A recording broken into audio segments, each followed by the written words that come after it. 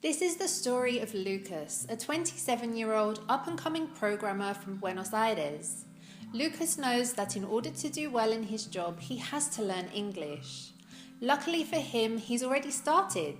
In fact, he's been studying English at BA English House, a nearby English school, for about 4 years now.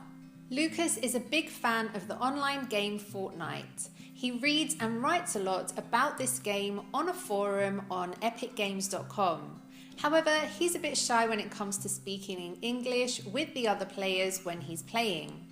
A few weeks ago, he spoke in English for some time. He said, "I'm shooting at Marcus. I'm running out of ammo. I need backup." Lucas was having a good time that Saturday night playing the game, and he felt great that he was speaking in English. Until then, he had only played the game in Spanish. However, all of a sudden, he felt bad when someone made fun of his accent. Earlier that day, he had been practicing his vocabulary and pronunciation to make sure he didn't make any mistakes. So when Zach told him he couldn't understand him, his confidence took a hit.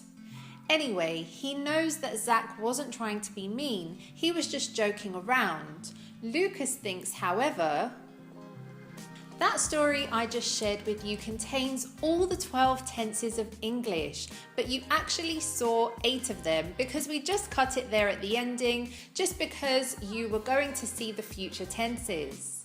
Stick around till the end to see those tenses in use as well. So let me ask you, wouldn't it be great if you finally mastered all those verb tenses so that you were able to feel like you didn't even have to think about them when communicating complex ideas? As you probably know too well, grammar is one of the things learners tend to get the most frustrated about. A lot of people even hate grammar. They think it's made up of such strict rules and structures that it tends to leave them feeling like they aren't really speaking English, but solving some kind of math equation. If you think that way, I'm here to tell you that you're absolutely right. It can feel like a math problem in the beginning, but with the right strategy, you can break through that initial resistance so that later that past perfect simple, past perfect continuous, even the future perfect continuous becomes simply automatic and part of your fluency. Just like Karimli from Azerbaijan, who says that thanks to our channel, his English has developed so much that his level has progressed more than his peers. So don't forget to hit that subscribe button and the bell down below to start developing your English with all of our lessons. Also, if you watch until the end, I have a special gift for you, so make sure you stay tuned. With that said, let's jump into the lesson. I already mentioned that there are 12 different verb tenses in English. You might already be familiar with some of them, so that's great. But think of each verb tense as having 2 levels. One is structure. It's the knowledge of which auxiliaries we need to use, how verbs change their conjugation, and how we modify sentences to make them positive, negative, and interrogative. The other thing is case use. When do we use the present simple or the present continuous? Do I need to say this in the present perfect or the present perfect continuous, and those types of things? In my opinion, understanding the subtleties of the different uses of each verb tense takes more time to master than understanding the structure of each different tense. However, this is what tends to create a lot of confusion and many times scares learners. So let's welcome our very own tour of the tenses. The reason why a chart like this one can be very useful is because it allows you to visualize all the tenses. We're going to fill out the different boxes now. After that, we'll take a second look at the story of Lucas that I shared with you at the beginning of the lesson. We'll start with the simple tenses, and for the sake of simplicity, we'll use the same verb and object. Drive my car. Simple past, I drove my car yesterday. I think you already know this, but here we just change the verb, adding an ed or using the correct word if it's an irregular verb. I used the time word yesterday. You can use these other ones as well. Sometimes you don't need to say it if the time of the action is understood. Negative, I didn't drive my car yesterday. Interrogative, did I drive my car yesterday? Now to the simple present. I drive my car every day. If I say he or she, the verb changes to drives. These are some of the different adverbs of frequency that you can optionally use as well. What are the auxiliaries to make a negative or interrogative sentence?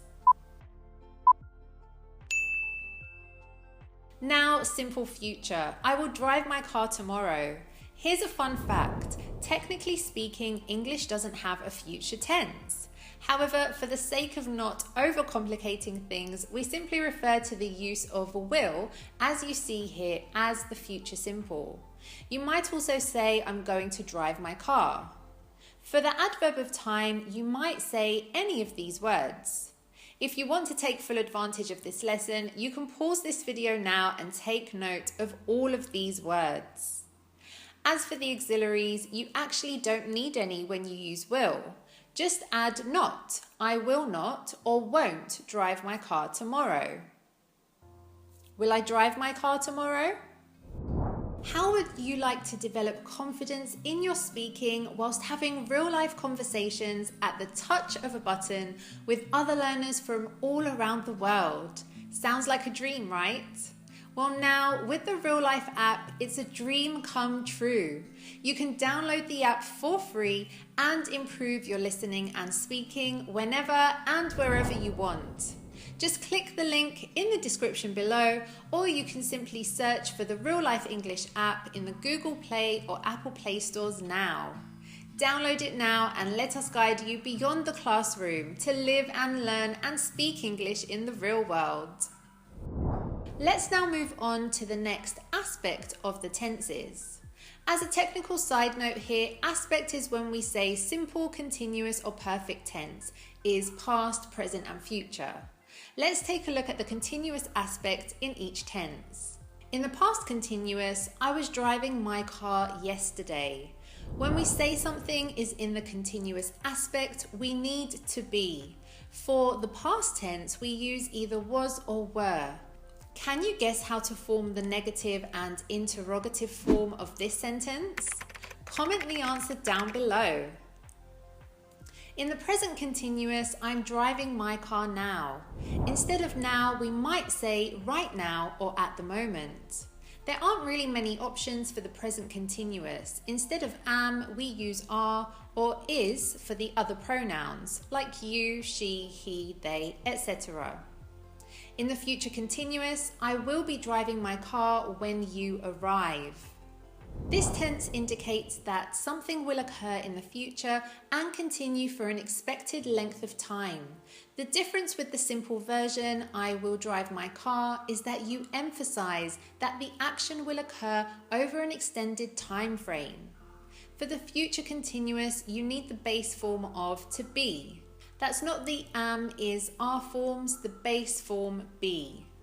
We're now at the midway point of this tour of the tenses. We've already seen the simple and continuous aspect. Now it gets a bit more difficult. Let's take a look at the perfect aspect. Past perfect. I had driven my car when you arrived.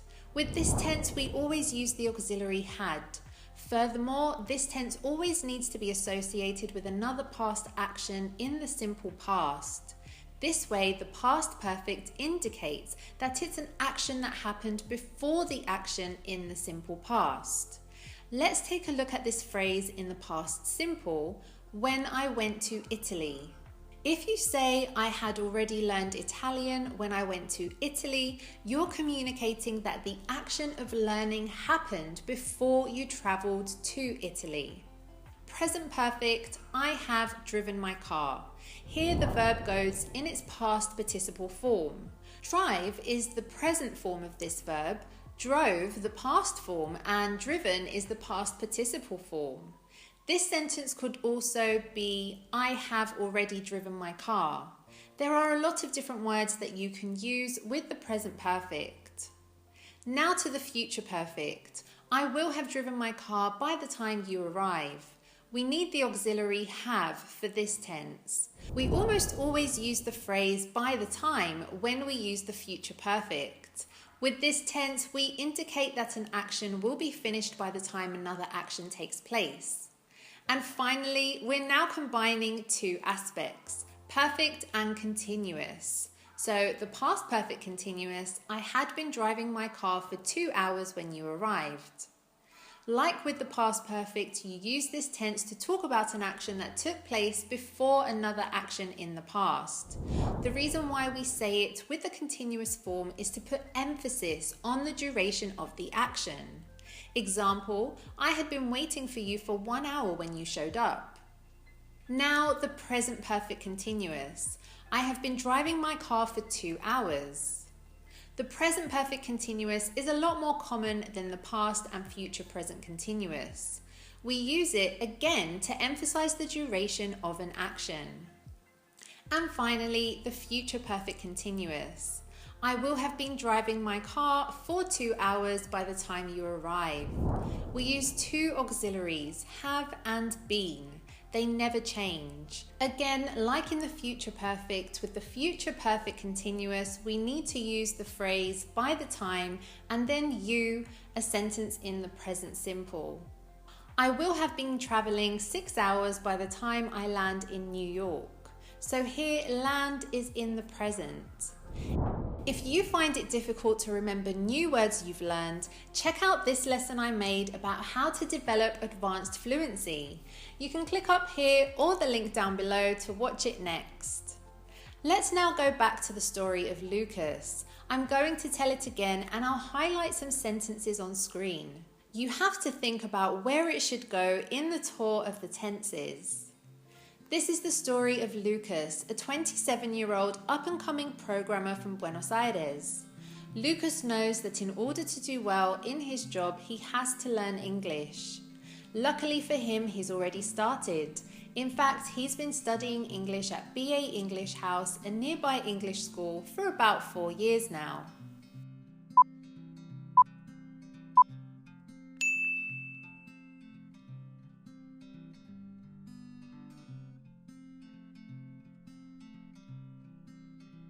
Here, we're just highlighting the key words from the sentence. In the sentence, in the present perfect continuous, we specify the duration of the action. He's been studying English for 4 years. You can also say it with since. He's been studying English since 2017. Let's continue with the story. Lucas is a big fan of the online game Fortnite. He reads and writes a lot about this game on a forum on epicgames.com. However, he's a bit shy when it comes to speaking in English with the other players when he's playing.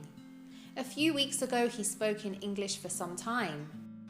He said, "I'm shooting at Marcus. I'm running out of ammo. I need backup."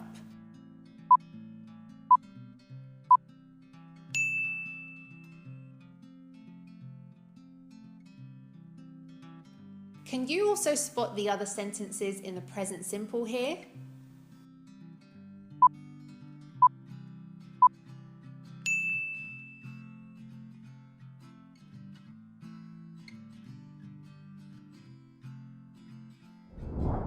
Let's continue on with the story. Lucas was having a good time that Saturday night playing the game, and he felt great that he was speaking in English. Until then, he had only played the game in Spanish. However, all of a sudden, he felt bad when someone made fun of his accent.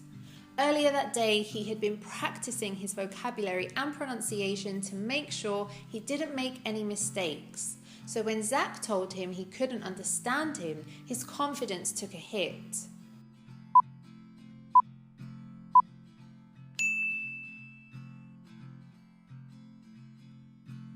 Anyway, he knows that Zach wasn't trying to be mean, he was just joking around. Lucas thinks, however, that Zach probably has a point. Maybe his speaking still needs some improvement. He feels this especially important now because on Monday he will be having a job interview in English. There's a British company which is looking for a programmer, and Lucas knows he's qualified to get the job.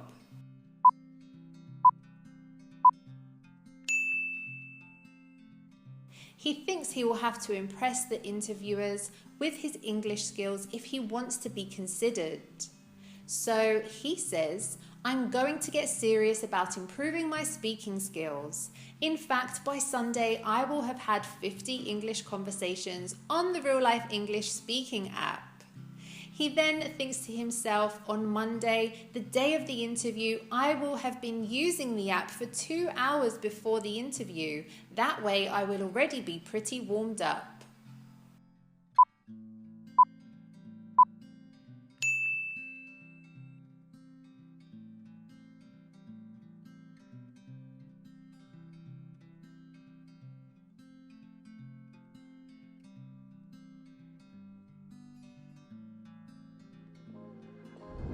So we've reached the end of today's lesson. I hope you found it useful. And now for your special gift. We've created a downloadable PDF with the tour of the tenses for you. The link is in the description down below. But before you go, what have you learned in this lesson? You learned that there are 12 tenses in English. We didn't get in too deep about the use of these tenses, but we've shown you the form or structure of them. I recommend that you don't stop here and continue exploring the tenses. Believe me that when you master them, your grammar fluency is going to go through the roof. Lastly, if you're interested in learning Lucas's whole story, let us know down in the comments. We might create a lesson on the short story we have written about him and his adventure with the English language.